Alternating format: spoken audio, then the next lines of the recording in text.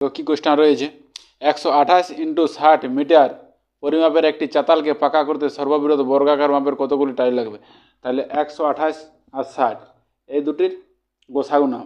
গোসাগু নিলে কত কত হবে, 60 দ্বারা ভাগ করে 120কে, 128কে 60 দুগুণে 120, তাহলে 8 দ্বারা 60কে ভাগ করো, 7 8 56, 4 দ্বারা 8কে ভাগ করো, তাহলে 4, তাহলে গোসাগু 4। তাহলে বাহুটা কত থাকবে, যে টালিগুলো বাহুটা থাকবে 4, তাহলে ক্ষেত্রফল কত হবে 4 ইন্টু 4 16 বর্গ সেমি।